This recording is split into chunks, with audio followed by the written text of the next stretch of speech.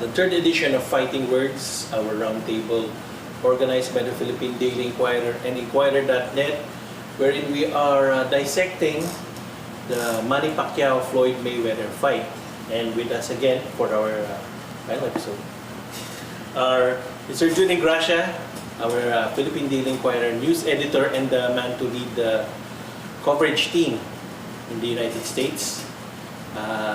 With him, joining with him in that team is Francis Ochoa, si Fred Nashad of Inquirer Bandera, and Teddy Melendez, our sports editor, Philippine Daily Inquirer. Okay. Guys, ang ating topic ngayon is what should the fight fans expect about this bout? The most expected bout ng mga Pilipino in a long time. For our first, I'd like to think na which fighter should impose his style?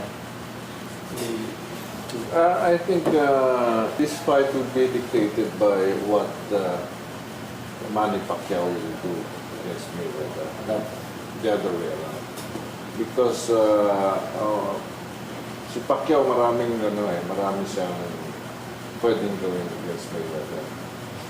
Breakdown his defense, overwhelming with lots of punches, sayawan niya, putikutan niya, pwede niyang gawin yun. So in that sense, I think it's going to be Pacquiao who will dictate the tempo of the fight. So parang ang mangyayari na kay Mayweather kumibenta counter punch, which has proven to be effective in 47 previous fights. 47-0. Yeah. 47-0. Effective sa kanya. Up to this point, effective. I don't know about this fight kasi Mayweather will be facing a fighter that he has the kind of which he has never seen before. So wala siyang experience against Pacquiao, unlike, say, for example, Eric Morales or Juan Manuel Marquez, at least nakalaban na more than 12 rounds. Si Pacquiao, zero experience niya. Of course, ganun din ang Pacquiao kay Mayweather. Experience si Pacquiao. No? Pero I think it's going to be Pacquiao's show. It's going to be a fight that Pacquiao will either lose or win. It's up to him to do that. Si Ted. Thanks, by the way, for the coffee. I think this is going to be a very explosive fight. It's going to be a clash of personalities, motivation, styles, and I don't think we have seen this kind of fight before. This is we're used to seeing heavyweights control the attendance and attention of boxing fans. But now, after Duran, after Sugar Ray Leonard, this is Pacquiao-Mayweather. This is going to be different. It's going to be explosive. And I expect that Manny Pacquiao will do everything. He will kill himself if he has to, just to win this fight. Mayweather, of course, will do the same, just to protect his unbeaten record. And for that alone, I could say that this is going to be a different fight. Explosive it is going to be. Afraid. I think this is going to be a battle of wills. Siyempre, both fighters want to improve their style. Si Pacquiao yung throwing a lot of punches, sa pasayaw-sayaw, ito naman si Mayweather, defensive stance, counter punches.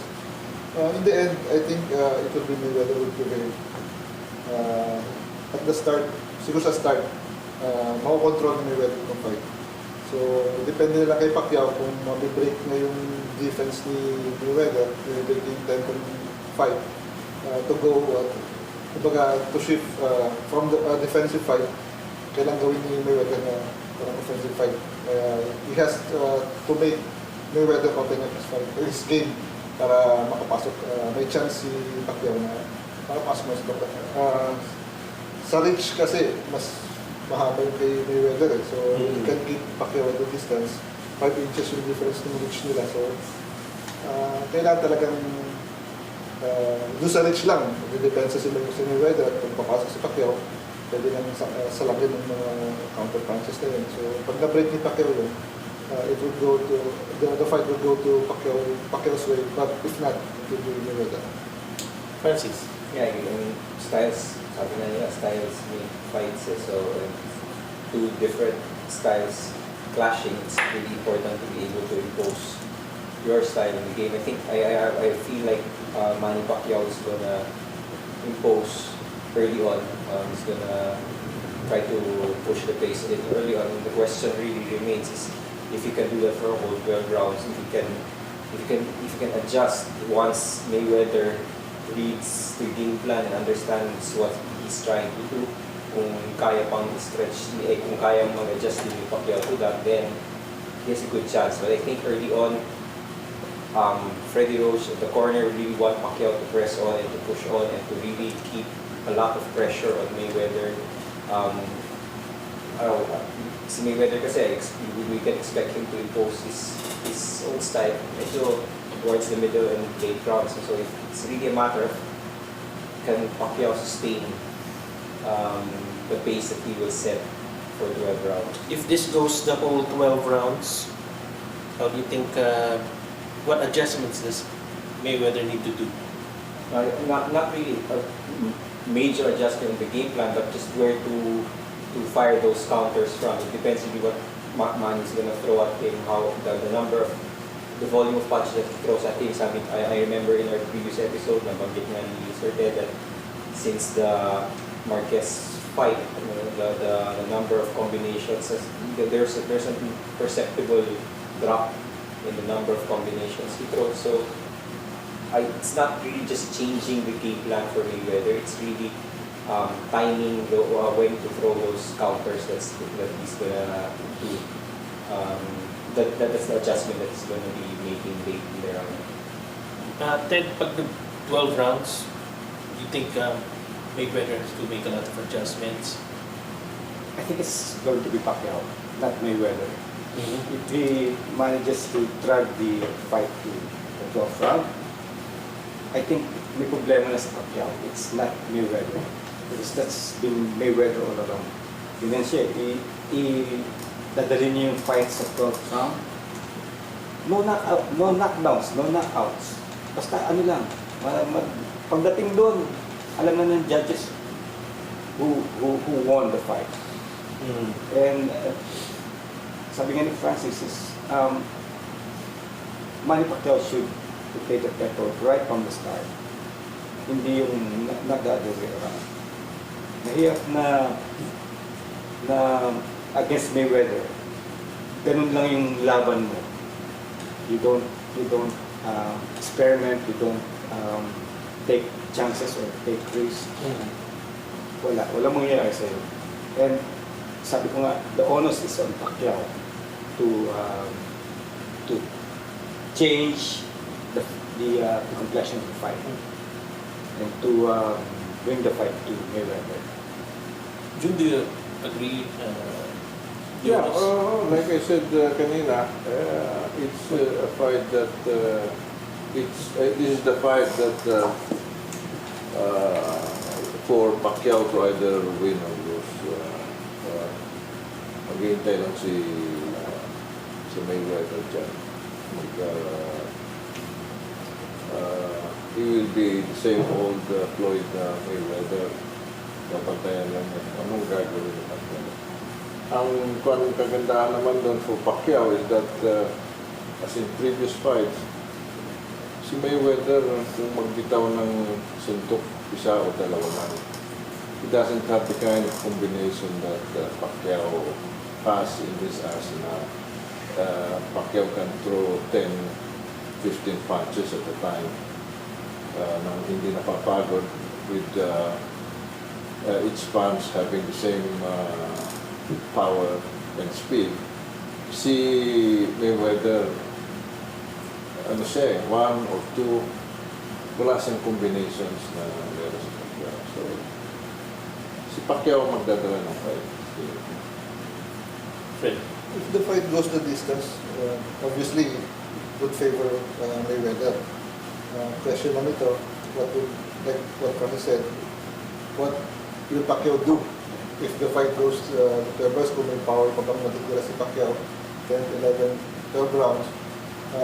Kasi you can expect that in the early rounds, Pacquiao would dictate the tempo na, would force Mayweather to open up. So pag tumagal itong round na to, it doesn't mean na hindi mananalo si Pacquiao. May chance pa rin siya manalo. But it's up to Pacquiao. How would he pace himself kung may natitira pa siyang power in the late rounds. 5 years hinintay itong laban na to. Do you think fight fans, Filipinos, and everybody all over the world will get their money's worth sa laban na to? With money's worth. No, yung pera nilang mahal yata Mas sa ticket mahal dito, di ba? ticket, Mahal yung kaya ticket, yung- pati pay-per-view, mahal ha? Oo. I think so. Sulit ba yan? Sulit, yes, sulit. I think this fight is built as the fight of the century. I think they will live up to expectation. Kasi Manny naman, ayaw niya malinis sa fans niya. Win or lose, talagang lalaban niya. Ito lang kay Mayweather, nag-decide siya na keep-his style na defensive. Medyo magiging boring, siguro boring yung laro, yung laban. Doon lang siguro mag-disappoint yung mga fans. Pero decided Pacquiao, sa tingin ko, bibigyan niya lahat. Wala mag-disappoint ng Philippine fans. Ted, sulit ba yan? If Manny wins by knockout, sulit yan. If it goes 12 rounds, sulit yan. But if Manny gets knocked out in the first 8 rounds, sabihin natin 8 rounds, hindi sulit yan. That's all I can say. Sa Pilipino, Filipino fans. June. From the point of view of fight fans from both camps, I'm sure they will get their money's worth. Kasi yung anticipation lang eh. Pag unang first bell lang on the first round, sa tingin ko sulit na eh. Kasi yung yung finally nangyari ito, ito ang pinakahihintay natin. So whatever the outcome, decision or knockout, either way, sa tingin ko sulit. By the way, I think June knows the feeling kasi yung Trila in Manila, they covered that for the Philippine Daily Express.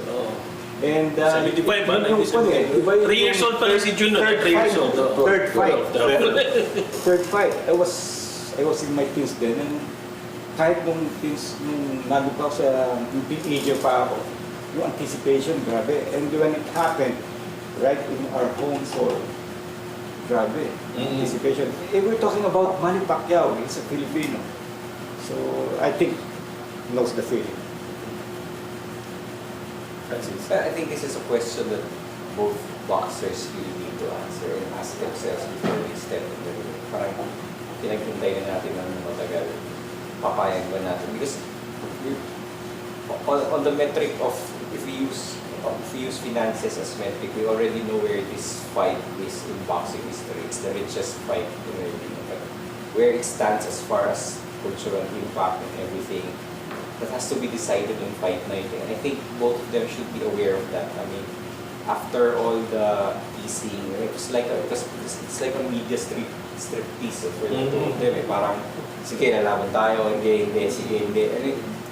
And they owe it to the public. And it's not an easy fight to purchase. I mean, pwede kang manood ng free TV nga, pero with the deluge of commercials, ang dami ng spoilers before you finish bago pa mataas yung first round, baka ang dami ng spoilers eh. And to watch this live, it's not a cheap fight to watch. So I think it's a question that the fighters need to ask themselves, and really they owe it naman to the public to give their money's worth. And especially for Floyd, I think he owes it. I mean, It's not gonna change his style. It's gonna play defense. But I think a little more engaging, a little more action.